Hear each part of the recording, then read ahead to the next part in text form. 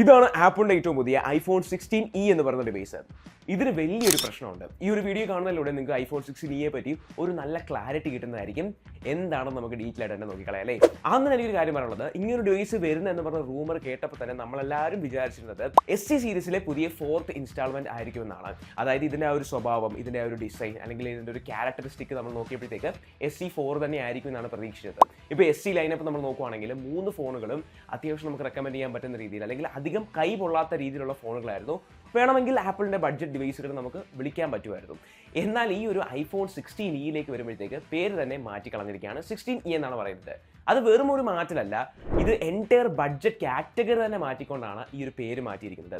SE 4 ആയിരുന്നെങ്കിൽ budget എന്ന് പറയേണ്ടി വന്നേനെ, ബട്ട് ഇതൊരു 16e എന്ന് പറയുന്ന ഡിവൈസ് ആണ്. സോ ഇതൊരു ബഡ്ജറ്റ് ഫോണേ അല്ല. ബിക്കോസ് ബേസ് വേരിയന്റിന് 60,000 രൂപയാണ് ഈ ഒരു ഡിവൈസിന്. 512GB വേരിയന്റ് നമ്മൾ വാങ്ങുവാണെങ്കിൽ 90,000 രൂപ ഈ ഒരു ഡിവൈസിന് നമ്മൾ കൊടുക്കണം. ഈ ഒരു ഡിവൈസിന്റെ ബോക്സ് ഇതാണ്. നമ്മൾ അൺബോക്സ് ചെയ്യുമ്പോഴത്തേക്ക് ആദ്യം തന്നെ നമുക്ക് നമ്മുടെ ഡിവൈസ് കാണാൻ പറ്റും. ഫോൺ മാറ്റി കഴിയുമ്പോഴത്തേക്ക് നമുക്കൊരു ബ്രൈഡഡ് കേബിളും സിമ്മിന്റെ പിന്നും കാണാൻ പറ്റും. ഇത്രയുമാണ് ഇതിനകത്ത് വരുന്ന കമ്പോണൻസ്. ഇനി ഫോണിലേക്ക് വരുവാണെങ്കിൽ ഇതാണ് ഈ ഒരു ഫോണിന്റെ ഡിസൈൻ എന്ന് പറയുന്നത്. ഇതിനകത്ത് അലൂമിനിയം ഡിസൈൻ ആണ് വന്നിരിക്കുന്നത്. സെറാമിക് ഷീൽഡിന്റെ പ്രൊട്ടക്ഷൻ വരുന്നുണ്ട്. ഫിസിക്കൽ ക്യാരക്ടറിസ്റ്റിക്സ് നോക്കുവാണെങ്കിൽ നമുക്ക് ഇതിനകത്ത് സിംഗിൾ ക്യാമറ ആൻഡ് ഫ്ലാഷ് കാണാൻ പറ്റും. അതേപോലെ തന്നെ ടൈപ്പ് സി പോർട്ടാണ്. ആക്ഷൻ ബട്ടൺ നമുക്കിനകത്ത് കാണാൻ പറ്റും. ഇതിനകത്ത് കൊണ്ടുവന്നേക്കുന്ന ഒരു കാര്യം കൂടാണ്. മാറ്റ് ഫിനിഷിലാണ് ഈ ഒരു ഡിവൈസ് വരുന്നത്. രണ്ട് കളറിൽ അവൈലബിൾ ആയിട്ടുള്ളൂ. അതായത് മാറ്റ് വൈറ്റും മാറ്റ് ബ്ലാക്കും. നിങ്ങൾ റെഡ് അല്ലെങ്കിൽ അങ്ങനത്തെ പലതരത്തിലുള്ള കളേഴ്സ് ഒന്നും എക്സ്പെക്ട് ചെയ്യരുത്. ഒന്നെങ്കിൽ ഇത് അല്ലെങ്കിൽ വൈറ്റ്. ഈ ഒരു ഡിവൈസ് കയ്യിൽ ഹോൾഡ് ചെയ്യുമ്പോഴത്തേക്ക് നമ്മുടെ പഴയ iPhone 13 ഒക്കെ ഹോൾഡ് ചെയ്യുന്ന ഒരു ഫീലാണ്. നേരത്തെ പറഞ്ഞ പോലെ സെറാമിക് ഷീൽഡിന്റെ പ്രൊട്ടക്ഷൻ വരുന്നുണ്ട്. IP68 ഡസ്റ്റ് ആൻഡ് വാട്ടർ റെസിസ്റ്റൻസും ഈ ഒരു ഡിവൈസിൽ വരുന്നുണ്ട്. ഇനി ഈ ഒരു ഫോൺ ഇങ്ങനെ തിരിച്ചു പിടിച്ചു കഴിഞ്ഞാൽ ഇത് എക്സാക്ട്ലി iPhone 13 തന്നെയാണ്. iPhone 14 എന്നൊക്കെ പറഞ്ഞതിനേക്കാളും iPhone 13 തന്നെയാണ് ഈ ഒരു ഡിവൈസ്. ഇതിലൊരു 6.1 ഇഞ്ചിന്റെ സൂപ്പർ റെറ്റിന XDR ഡിസ്പ്ലേ ആണ് വരുന്നത്. 60 Hz റീഫ്രഷ് റേറ്റ് മാത്രമേ ലഭിക്കുന്നുള്ളൂ. നമ്മൾ പണ്ടേ എടുത്ത് കളഞ്ഞ ആ ഒരു നോച്ച് ഡിസൈനിലാണ് വന്നിരിക്കുന്നത്. ആ ഒരു ഡൈനാമിക് ഐലൻഡ് വന്നിരുന്നെങ്കിൽ ഞാൻ നല്ല രീതിയിൽ ഇംപ്രസ്ഡ് ആയേനെ. But this really looks like iPhone 13, like iPhone 14 അങ്ങനെ ഒരു ലുക്കാണ് വന്നിരിക്കുന്നത്. എനിക്ക് തോന്നുന്നു ഈ ഒരു സ്പെയർ ഒരുപാട് അവരുടെ കാണും. ഈ 14 ഒക്കെ ബിൽഡ് ചെയ്തതിന്റെ അതെടുത്ത് ജസ്റ്റ് വെച്ചേക്കുന്ന പോലെ ഉള്ളൂ. SE സീരീസ് ആയിട്ട് വെച്ച് നോക്കുകയാണെങ്കിൽ അത് ഫിംഗർ പ്രിന്റ് ആയിരുന്നു. ഇതിൽ ഫേസ് ഐഡി വെച്ച് അപ്ഗ്രേഡ് ആയിട്ടുണ്ട്. പക്ഷെ നമുക്ക് അങ്ങനെ പറയാൻ സാധിക്കത്തില്ല. പലരും അങ്ങനെ പറയുന്നുണ്ട്. കാര്യം ഇത് SE സീരീസ് അല്ലല്ലോ, 16e അല്ലേ. സോ ഇതിനകത്ത് നമുക്ക് ഫേസ് ഐഡി വരുന്നുണ്ട്. ലിറ്ററലി ഞാൻ പറഞ്ഞതുപോലെ ആ ഒരു സ്പെയർസ് ഒക്കെ യൂസ് ചെയ്തതുപോലെ തന്നെയാണ്. ഇത്രയും കഷ്ടപ്പെട്ട് നമ്മൾ ഈ ഒരു 60 Hz ഒക്കെ സഹിക്കേണ്ട ആവശ്യമില്ല. 60,000 രൂപയ്ക്ക് ഇഷ്ടം പോലെ നല്ല നല്ല ഫോണുകൾ അവൈലബിൾ ആണ്. ഓൾസോ 1200 നിറ്റ്സാണ് ഇതിന്റെ പീക്ക് ബ്രൈറ്റ്നസ് വരുന്നത്.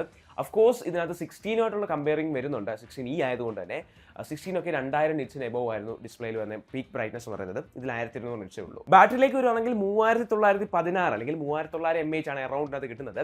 ആപ്പിൾ mAh കണക്ക് നോക്കിയിട്ട് കാര്യമില്ല.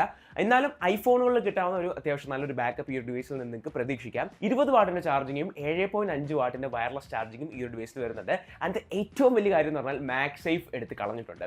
ആപ്പിൾ ഐഫോണിന്റെ ഇപ്പോഴത്തെ ഒരു നെസസറി അല്ലെങ്കിൽ ഒരു കീ ഹൈലൈറ്റ് തന്നെയാണ് മാഗ് സേഫ്. പെട്ടെന്ന് തന്നെ പല കാര്യങ്ങളും നമുക്ക് ഇങ്ങനെ അറ്റാച്ച് ഒക്കെ ചെയ്ത് ഉപയോഗിക്കാൻ പറ്റുമായിരുന്നു. എന്നാൽ ഇതിൽ മാഗ് സേഫ് അവൈലബിൾ അല്ല. ഇനി ക്യാമറയിലേക്ക് വരുവാണെങ്കിൽ 14 മെഗാ പിക്സലിലെ ഒരു സിംഗിൾ ഫ്യൂഷൻ ക്യാമറയാണ് നമുക്കിത് വരുന്നത്.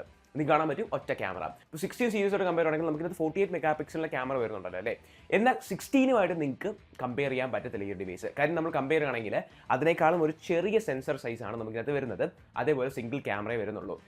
എൻ്റെ പേഴ്സണൽ എക്സ്പീരിയൻസ് ഫസ്റ്റ് ഇംപ്രഷനിൽ ഫോട്ടോസ് ഒക്കെ എടുക്കുമ്പോൾ ആ ഒരു 48 മെഗാ പിക്സൽ അല്ലെങ്കിൽ പുതിയൊരു ഫോണിൻ്റെ ആ ഒരു എന്താ പറയുക ആ ഒരു ഐശ്വര്യവും അല്ലെങ്കിൽ ആ ഒരു ക്വാളിറ്റിയൊക്കെ നമുക്കത് ഫീൽ ചെയ്യുന്നുണ്ട്.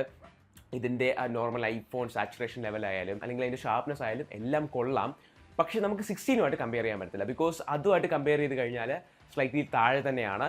എന്ന് വെച്ച് കഴിഞ്ഞാൽ ഈ രണ്ട് ഫോട്ടോസ് ഈ ഫോണിലും ആ ഫോണിലും എടുത്തു കഴിഞ്ഞാൽ ബേസ് വേരിയൻറ്റ് 16 എടുത്തു കഴിഞ്ഞാലും അതിൽ വ്യത്യാസങ്ങളുണ്ട്. സോ ഒരിക്കലും 16 ആ ഒരു ക്യാമറ പെർഫോമൻസ് നിങ്ങൾ പ്രതീക്ഷിക്കരുത്. 48 മെഗാ പിക്സൽ ആണെങ്കിലും ഒറ്റ ക്യാമറ ഉള്ളൂ എന്ന് കേൾക്കുമ്പോൾ തന്നെ നമുക്ക് മനസ്സിലാക്കാൻ സാധിക്കും. അതായത് ഐഫോൺ എടുക്കുന്നത് തന്നെ പലരും വീഡിയോഗ്രാഫിക്ക് വേണ്ടിയാണ്. അതിലെ സിനിമാറ്റിക് മോഡിൻ്റെ കാര്യം എടുത്തു പറയേണ്ട കാര്യമാണ്.